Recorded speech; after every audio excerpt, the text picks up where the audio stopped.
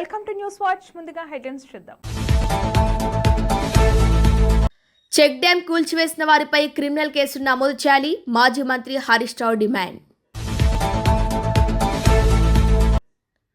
Khammam collectorate వద్ద ఉద్రిక్త పరిస్థితులు. భారత రాజ్యాంగ స్ఫూర్తితో ప్రతి ఒక్కరూ ముందుకు నడవాలని Rajahmundry ONGC HR head chief general manager Ramarao. Srisailam Mallanna హుండీ ఆదాయం 7,27,26,400 రూపాయల నగదు.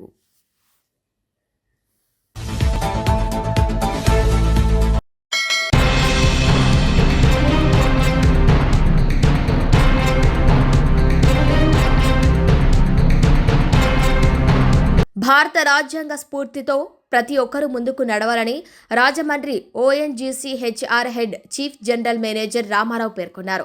రాజ్యాంగ అవతరణ దినోత్సవం సందర్భంగా ఓఎన్జీసీ ఆధ్వర్యంలో రాజమండ్రి గేల్ ఆఫీస్ వద్ద నుంచి ఓఎన్జీసీ బేస్ కాంప్లెక్స్ వరకు వాక్థాన్ నిర్వహించారు. ఈ సందర్భంగా చీఫ్ జనరల్ మేనేజర్ రామారావు మాట్లాడుతూ భారత రాజ్యాంగం యొక్క విశిష్టత, దానిలో పౌరులకు పొందుపరిచిన అంశాల పట్ల ప్రతి ఒక్కరూ అవగాహన పెంపొందించుకోవాలని అన్నారు. 1949 నవంబర్ 26వ తేదీన భారత రాజ్యాంగాన్ని యూనియన్ ఆఫ్ ఇండియా ఆమోదించిన రోజు. ఈ దినోత్సవాన్ని రాజమండ్రి ప్రతి ఏటా ఓఎన్జీసీ ఎంతో ఘనంగా నిర్వహిస్తుందన్నారు. ఈ సందర్భంగా రాజ్యాంగ నిర్మాత అయిన డాక్టర్ బిఆర్ అంబేద్కర్తో పాటు ఇతర మహనీయులను స్మరించుకుంటూ వారు మనకు అందించిన రాజ్యాంగ స్ఫూర్తిని ముందుకు తీసుకువెళ్లే దిశగా ఈ రోజు పలు కార్యక్రమాలు కూడా రాజమండ్రి ఓఎన్జీసీ చేపడుతుందని తెలిపారు.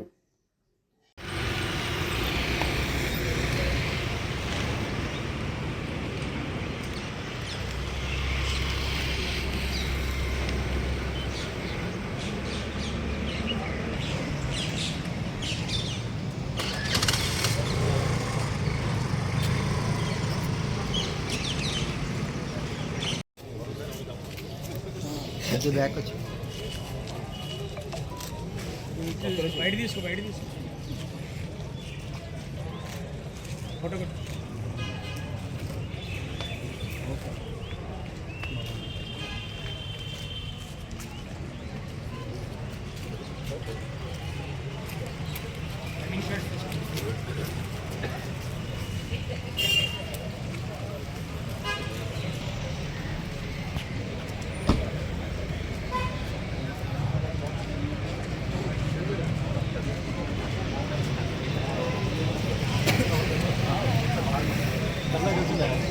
అయిపోయింది.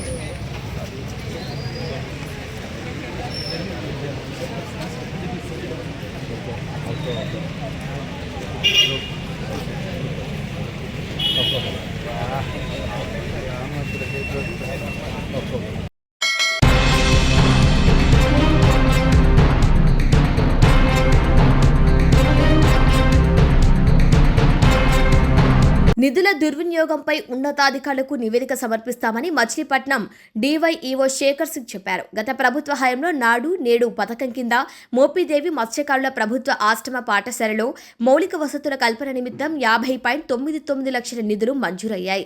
అప్పటి ప్రధానోపాధ్యాయులు నిధులను పెద్ద ఎత్తున దుర్వినియోగం చేశారని ఆరోపణలు వెల్లువెత్తడంతో జిల్లా ఇన్ఛార్జ్ మంత్రితో పాటు ఇటీవలే వన సమరాధనకు వచ్చి మంత్రి కొలుసు పార్థసారథికి ఫిర్యాదులు అందటంతో వారు సమగ్ర విచారణ జరిపి వారం రోజుల్లో నివేదిక ఇవ్వాలని అధికారులను ఆదేశించారు. మంత్రుల ఆదేశంతో కదిలిన యంత్రాంగం పాఠశాలలో జరిగిన పనులు చెల్లింపులపై విచారణ చేపట్టారు. పాఠశాలలో జరిగిన పనులు నిధుల చెల్లింపులపై జిల్లా అధికారులు బృందం సమగ్రంగా విచారించి ఉన్నతాధికారులకు నివేదిక సమర్పిస్తామని డీవైఈఓ వివరించారు.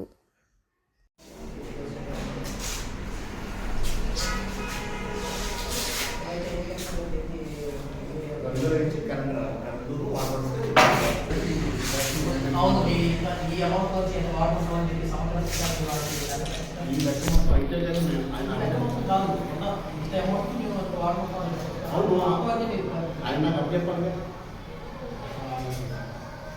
ప్రభుత్వ ఆశ్రమ ఉన్నత పాఠశాలలో అంతకుముందు జరిగినటువంటి నాడు నేడు అనేటువంటి కార్యక్రమంలో వివిధ నిధుల దుర్వినియోగం కానీ, పనులు సక్రమంగా లేకపోవడం కానీ ఉన్నటువంటి వివిధ ఆరోపణలు రావడం జరిగింది. ఇంతకుముందు పనిచేసినటువంటి ప్రధాన ఉపాధ్యాయులపైన వాటన్నిటి మీద వివిధ వార్తాపత్రికల్లో కానీ ప్రసార మాధ్యమాల్లో కూడా రావడం జరిగింది. దానికి గాను మమ్మల్ని మచిలీపట్నం డిప్టీ అని ఎంక్వైరీ ఆఫీసర్ గాను, తర్వాత జె శ్రీనివాసరావు సైట్ ఇంజనీర్ గారిని, సమగ్ర శిక్ష సైట్ ఇంజనీర్ గారిని ఆ వెరిఫికేషన్కి ఓ టెక్నికల్ అసిస్టెంట్ని కూడా రాజేష్ గారిని కూడా ఇవ్వడం జరిగింది.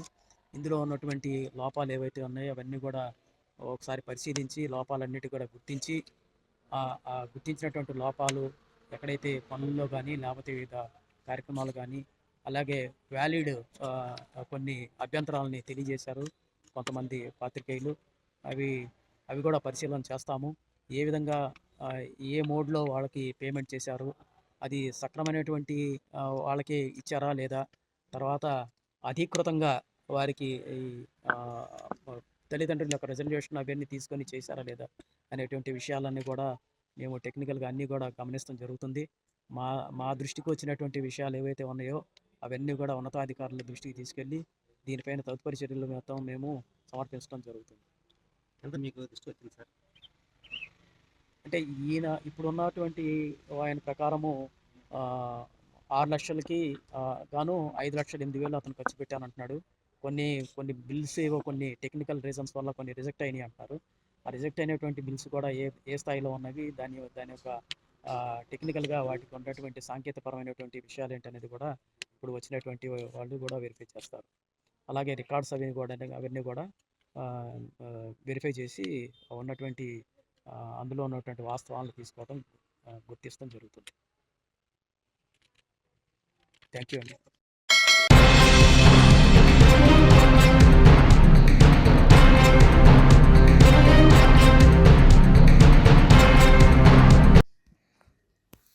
పెద్దపల్లి జిల్లా మంథని పట్టణంలో ఓ గేదె తలుగుతో పాటు ప్రధాన రహదారిపైకి వచ్చి అలజడి సృష్టించింది. దీంతో ఆ మార్గం గుండా ప్రయాణించే వాహనదారులు భయభ్రాంతులకు గురయ్యారు. గేదె ఎక్కడి నుంచి తాడుతో పాటు తప్పించుకొని రహదారిపైకి చేరిందో దారి తెలియక అటు ఇటు తిరుగుతూ ఒక దుకాణం ముందర ఉన్న బోర్డుకు తాకటంతో దానిని తగిలించుకొని రహదారికి ఇరువైపులా పరుగులు పెట్టింది.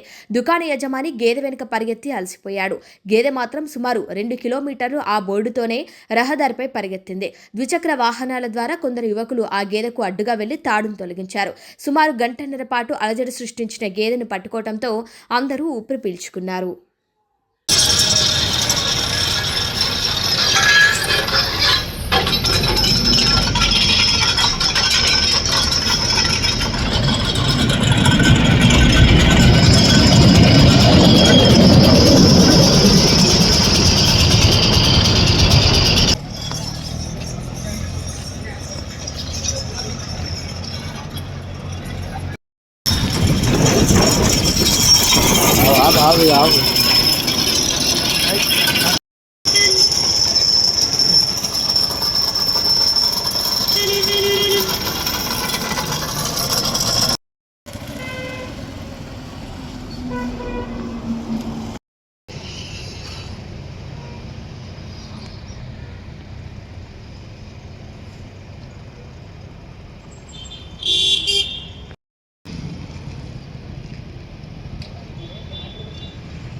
ఉదయం సాయంత్రం ఇక్కడ బోర్డు పెట్టుకొని గేదె పాలు పెరుగు అమ్ముతుంటాం. ఆ రోడ్డు మీద ఒక గేదె ఈ బోర్డును చూసి ఆ బోర్డు మీద ఇంకొక గేదె ఫోటో వేసాం. ఆ ఫోటోని చూసి ఇది దాని సిబ్లింగ్ ఇంకేదో అనుకొని ఆ బోర్డును పట్టుకొని ఇక్కడ నుంచి అది ఉండే ప్లేస్ దాకా లాక్కుంటూ వెళ్ళింది. మళ్ళీ మేము అక్కడ దాకా వెళ్ళి ఆ బోర్డును తిరిగి తెచ్చుకోవడం జరిగింది.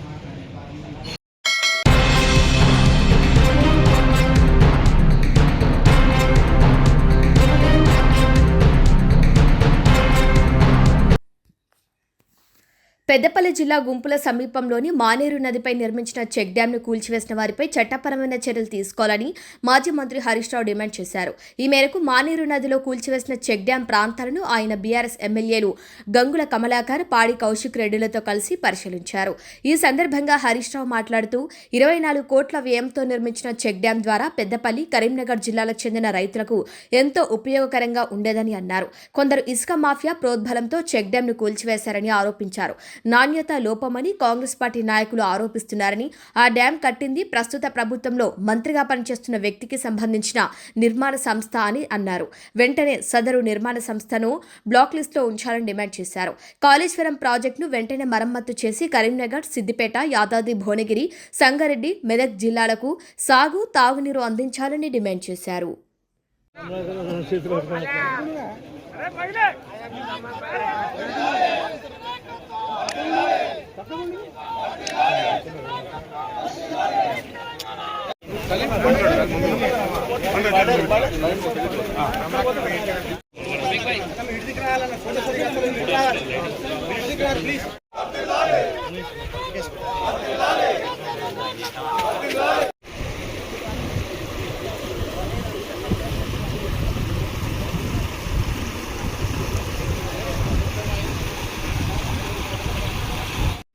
విజిలెన్స్ వాళ్ళు కూడా అంతా బాగుంది, ఇక్కడ ఏమీ లేదు అని ఏ చర్యలు లేకుండా విజిలెన్స్ వాళ్ళు కూడా దీన్ని సర్టిఫై చేసిపోయింది. ఇప్పుడు 3-4 ఏళ్ళకి చెక్ డ్యామ్ మీద దోషులను అరెస్ట్ చేయండి, 24 కోట్లు రికవరీ చేయండి. అదేవిధంగా అన్ని చర్యలు కూడా తీసుకోవాలి. నిజానికి ఈ మా పోరాటం ముందుకు సాగుతుంది. ఇవాళ పోలీస్ అధికారులు దీని మీద ఒక ఉన్నత స్థాయి విచారణ జరిపి కట్టుదిట్టం చేయకపోతే రాష్ట్ర వ్యాప్తంగా ఇంకా మరిన్ని చెక్ డ్యాములు పేలిపోయే ప్రమాదం ఉంటుంది, మరిన్ని చెరువులు కబ్జాలు చేసేటువంటి ప్రమాదం ఉంటుంది. ఆనాటి ఎన్నడన్నా కాంగ్రెస్ హయాంలో ఇట్లా చెక్ డ్యాములు కట్టినరా మానేరు మీద, మెదక్ జిల్లా మంజీరా మీద, హుసేన్ మియా వాగు మీద, మానేరులో డిమాండ్ చేస్తుంది. ఒకవేళ మీరు తీసుకోకపోయినా రేపు వచ్చేది బీఆర్ఎస్ ప్రభుత్వమే. వాడు ఎవడున్నా ఏ పొక్కల దాక్కున్నా వాడిని పట్టుకొచ్చి లోపలేసేది ఖాయం, వాళ్ళ మీద చర్యలు తీసుకునేది ఖాయం. మర్యాద కొద్దీ మీరు తీసుకుంటారా? తీసుకోకపోతే ఆ ఇసుక మాఫియా వాళ్ళతో పాటు మీరు కూడా రేపు ఇబ్బంది పడాల్సి వస్తుంది అని చెప్పి పోలీస్ అధికారులను కూడా హెచ్చరిస్తా ఉన్నాం. కూలిందంటాడు. మరి కాళేశ్వరంలో భాగంగా కట్టిన మల్లన్న సాగర్ నుంచి హైదరాబాద్కు 8,000 కోట్లు ఖర్చు పెట్టి పైప్ లైన్లు వేస్తా, మూసీలో నీళ్లు పోస్తా అంటాడు. ఆ నీళ్లు మల్లన్న సాగర్ ఎవరు కట్టి? నీ తాత కట్టిందా? నీ కాంగ్రెస్ కట్టిందా? మల్లన్న సాగర్ కట్టింది కేసీఆర్ కాదా? మల్లన్న సాగర్ కట్టింది కాళేశ్వరంలో అంతర్భాగం కాదా? మల్లన్న సాగర్ నుంచి నువ్వు హైదరాబాద్ తీసుకుపోయే నీళ్లు కాళేశ్వరం నీళ్లు కావా మిస్టర్ రేవంత్ రెడ్డి అని నేను అడుగుతా ఉన్నా. అన్ని దొంగ మాటలు. ఈ బ్లాస్టింగ్లు, ఈ జిలటిన్లు చూస్తూ ఉంటే ఆనాడు కాంగ్రెసే కుట్ర చేసిందేమో, మేడిగడ్డ దగ్గర కూడా గిలటిన్లు పెట్టినరేమో, బ్లాస్ట్ చేసిండ్రేమో అనే అనుమానాలు కూడా బలపడతా ఉన్నాయి. ఎందుకంటున్నా, కాళేశ్వరం అంటే 3 బ్యారేజీలు, 19 రిజర్వాయర్లు, 21 సబ్స్టేషన్లు, 203 కిలోమీటర్ల టనలు, 1536 కిలోమీటర్ల గ్రావిటీ కెనాల్స్ అన్నీ బాగుంటాయి. గాడ ఒక్క మేడిగడ్డలో, ఒక్క 7వ బ్లాక్ లో 2 పిల్లర్లు మాత్రమే ఎందుకు కుంగాయి అని ఇలా అనుమానం వ్యక్తపరుస్తా ఉన్నారు. ఆనాడు అక్కడ ఇంజనీర్లు కూడా కంప్లైంట్ ఇచ్చారు, ఇక్కడ బాంబులు పెట్టారు, గిలటిన్స్ పెట్టారు అని అక్కడ పోలీస్ స్టేషన్ లో ఆ రోజే కంప్లైంట్ కూడా ఇచ్చారు. ఎందుకంటే మీ బుద్ధి చూస్తుంటే అర్థమవుతుంది. మొన్న ఓపెన్ గా మీరు ఈడ పెద్దపల్లి మండలంలో గిలటిన్ స్టిక్స్ తో, ట్రాక్టర్లతో కాంగ్రెస్ నాయకులు దొరికిపోయారు. ఇవాళ జమ్మికుంట రూరల్ మండలంలో చెక్ డ్యామ్ను పేల్చారంటేనే మీ నీతి ఏందో, మీ ఆలోచన ఏందో అర్థమవుతుంది. కేసీఆర్ గారేమో రాత్రింబవళ్ళు కష్టపడి చెరువులు బాగా చేసి, చెక్ డ్యాములు కట్టి, పెండింగ్ ప్రాజెక్టులు పూర్తి చేసి, కాళేశ్వరం లాంటి ప్రపంచంలో పెద్ద లిఫ్ట్ ఇరిగేషన్ కట్టి రైతులకు 2 పంటలు పండాలని కలలు కన్నాడు కేసీఆర్. 24 గంటల కరెంట్ ఇచ్చిండు కేసీఆర్. ప్రపంచంలో ఎక్కడ లేని విధంగా రైతు బంధు తెచ్చింది కేసీఆర్ ప్రభుత్వం. మీరేం చేస్తున్నారు? రైతు బంధు ఎగ్గొడతారు, పంటలకు బోనస్ ఎగ్గొడతారు, మక్కలు కొంటే పైసలు ఇయ్యరు, చెక్ డ్యాములు బాంబులు పెట్టి పేలుస్తారు, 1 ఎకరానికి నీళ్లు ఇయ్యరు, బోనస్ ఎగ్గొట్టిండ్రు. ఏం చేసింది కాంగ్రెస్ పార్టీ? రైతుల నోట్లో మట్టి కొడతా ఉన్నారు. ఇవాళ మేము ఒకటే సూటిగా డిమాండ్ చేస్తూ ఉన్నాం, దీని మీద ఉన్నత స్థాయి విచారణ జరగాలి. ఎవడైతే ఇసుక మాఫియాలో ఎంతటి వాడున్నా ఎవడున్నా వాళ్ళతో 24 కోట్ల రూపాయలు రికవరీ చేయాలని డిమాండ్ చేస్తూ ఉన్నాం. వెంటనే వాళ్ళని అరెస్ట్ చేయాలని డిమాండ్ చేస్తూ ఉన్నాం. ఈ చెక్ డ్యామ్ను వెంటనే మరమ్మతులు చేపట్టి ఈ ఎండాకాలంలోనే పూర్తి చేసి మళ్ళీ వర్షాకాలం కల్లా నీళ్లు నిలపాలని బీఆర్ఎస్ పార్టీ పక్షాన్ని డిమాండ్ చేస్తాం. ఇప్పటికైనా ఈ ఇసుక మాఫియా ఆగడాలను అరికట్టండి. విచ్చలవిడిగా ఈరోజు ఈ ఇసుక మాఫియా రెచ్చిపోతా ఉంది. దీని వెనుక కాంగ్రెస్ ఎమ్మెల్యేలు మంత్రుల వాటాలున్నాయి. దీని వెనుక మంత్రులు ఉన్నారు కనుక, అధికార పార్టీ నాయకులు ఉన్నారు కనుక ఇప్పటిదాకా చర్యలు తీసుకుంటలేరు. కలెక్టర్ గారు, ఎస్పీ గారు నిన్న ఇక్కడికి వచ్చి దీన్ని ఏదో తిమ్మిని బమ్మిని చేయాలని చూస్తూ ఉన్నారు. జాగ్రత్త, నిజాయితీగా విచారణ జరపండి. ఇక్కడ మత్స్యకారులు కలిశారు ఇవాళ నాకు. ఇక్కడ చేపలు పట్టే మత్స్యకారులు కలిసి, అన్నా మాకు రాత్రిపూట పెద్ద శబ్దం వినబడ్డది, మా ఊర్లో షేక్ అయింది రాత్రిపూట అని స్పష్టంగా ఇక్కడ రైతులు కూడా నాకు చెప్తా ఉన్నారు. అంత స్పష్టంగా గ్రామస్తులు చెప్తున్నారు. ఇంకో మాట నేను సూటిగా అడుగుతా ఉన్నా. మొన్న గోదావరిలో పెద్ద ఎత్తున వరదలు వచ్చినాయి. లోయర్ మానే డ్యాంలో 14 గేట్లు ఎత్తిండ్రు. 14 గేట్లు ఎత్తి 1,00,000 క్యూసెక్కుల నీళ్లు మానేరులో బారినప్పుడు కూడా చెక్ డ్యామ్ గట్టి ఉన్నదే. 1,00,000 క్యూసెక్కుల నీళ్ళ వరద వస్తే కూడా ఈ చెక్ డ్యామ్ చెక్కు చెదరలేదే. మరి మొన్న ఏ వరద లేకుండా, ఏ వర్షం లేకుండా, తుఫాన్ లేకుండా ఎందుకు రాత్రికి రాత్రి పోతుంది? పోతే మరి పొద్దున్న దాకా పోయేది ఉండే. దొంగ రాత్రి ఎందుకు పోయింది? వరద వచ్చినప్పుడు ఎందుకు పోలేదు? ఏ వరద లేనప్పుడే ఎందుకు పోయింది? ఇవన్నీ స్పష్టంగా ప్రజలకు ఇవాళ అనుమానాలు ఉన్నాయి. ఈ ప్రాంత రైతులు చెప్తా ఉన్నారు. ఇటు పెద్దపల్లి నియోజకవర్గంలో 5-6 గ్రామాలకు, ఇటు హుజురాబాద్ నియోజకవర్గంలో 5-6 గ్రామాలకు ఈ చెక్ డ్యామ్ వరప్రదాయింది.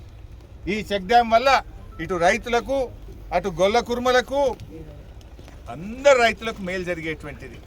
అంత బాగా అవకాశం ఉంటే ఎందుకు ఈ చెక్ డ్యామ్ను ఇవాళ ఈ బాంబులు పెట్టి పేలుస్తూ ఉన్నారు? అంటే కాంగ్రెస్ హయాంలో రైతుల కంటే ఇసుక మాఫియానే ప్రాధాన్యతగా మారింది. రైతు ప్రయోజనాలు మీకు ముఖ్యం కాదు, మీ కమిషన్లు ముఖ్యం. ఇసుక మాఫియా ప్రయోజనాలు మీకు ముఖ్యం. మీ వాటాలు మీకు రావాలి కదా. మీరు వాటాల కోసం ఆలోచించింది తప్ప రైతుల ప్రయోజనాలు మీరు ఆలోచిస్తలేరు. అందుకే ఈ సమస్య వస్తూ ఉంది. స్వర్ణ చెక్ డ్యామ్ మీద కూడా బాంబులు పెట్టి స్వర్ణ చెక్ డ్యామ్ను నిర్మల్ జిల్లాలో పేల్చారు. హుసేన్ మియా వాగు మీద చెక్ డ్యామ్ను పేలుస్తూ ఉన్నారు. ఇవాళ మానేరు మీద ఇక్కడ కూడా ఈ చెక్ డ్యామ్ను పేల్చారు. నిజంగా కూడా నేను సర్ప్రైజ్ అయినా. జనరల్గా యుద్ధాలు జరిగితే కూడా టెర్రరిస్టులు కూడా ఇట్లాంటి పనులు చేయరు. ప్రజలకు పనికొచ్చే పని, దేశానికి అన్నం పెట్టే రైతుకు పనికొచ్చే పని, మంచినీళ్ళకు పనికొచ్చే పనిని టెర్రరిస్టులు కూడా చేయరు. టెర్రరిస్టులు కూడా ఇట్లాంటి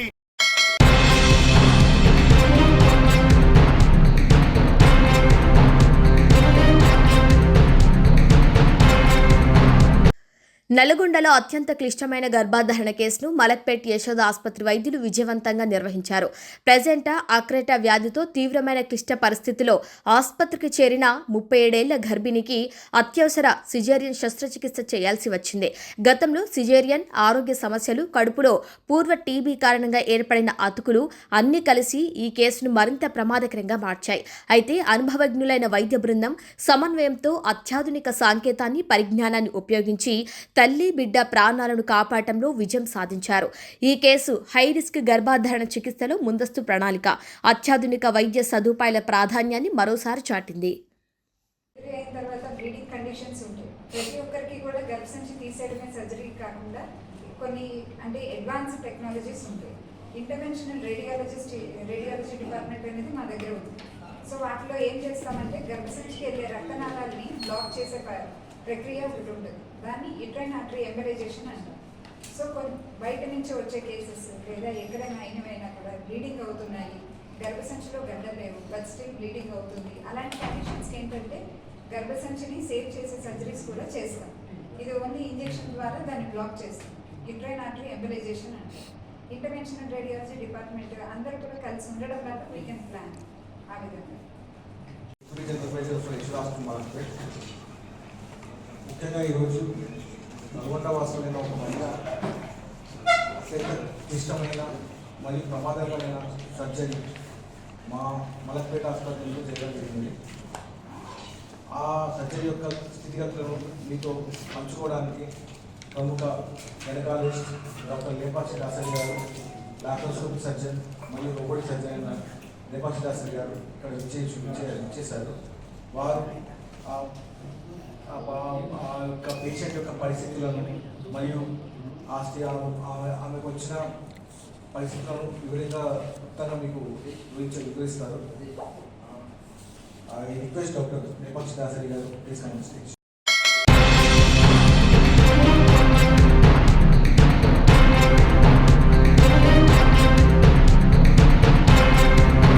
శ్రీశైలం మల్లన్న హుండీ ఆదాయం మొదటిసారిగా రికార్డు స్థాయిలో వచ్చింది.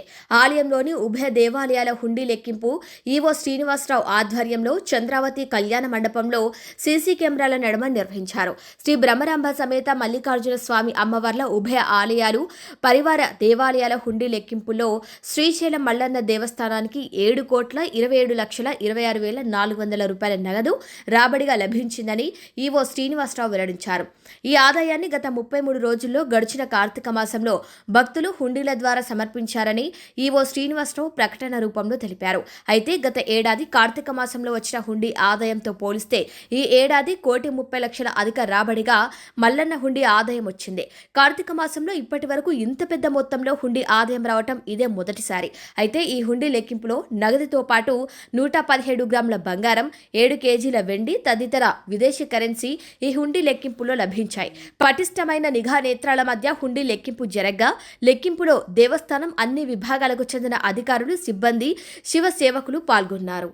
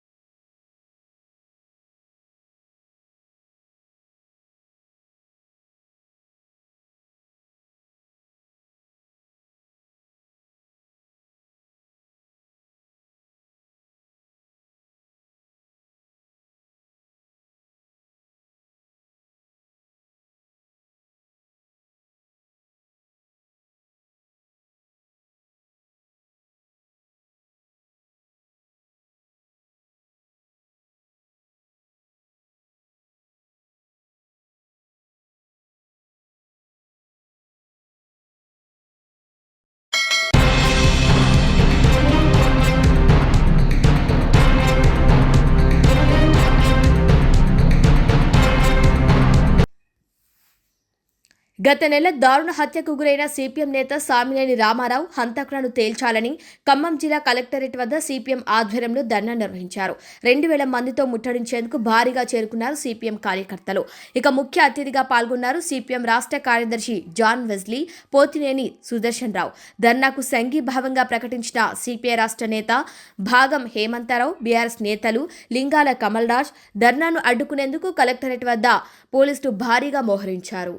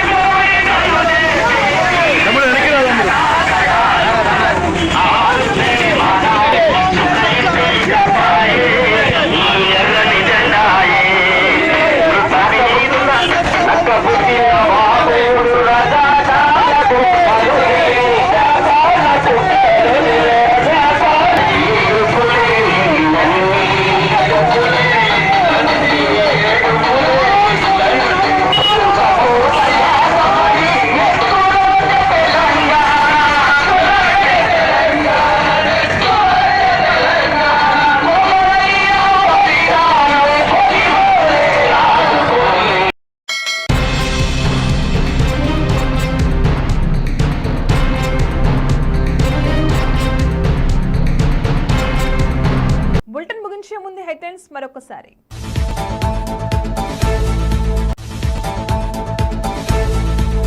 చెక్ డ్యాం కూల్చివేసిన వారిపై క్రిమినల్ కేసులు నమోదు చేయాలి, మాజీ మంత్రి హరీష్ రావు డిమాండ్. ఖమ్మం కలెక్టరేట్ వద్ద ఉద్రిక్త పరిస్థితులు. భారత రాజ్యాంగ స్ఫూర్తితో ప్రతి ఒక్కరూ ముందుకు నడవాలని Rajahmundry ONGC HR head chief general manager Ramarao. Srisailam Mallanna హుండీ ఆదాయం 7,27,26,400 రూపాయల నగదు.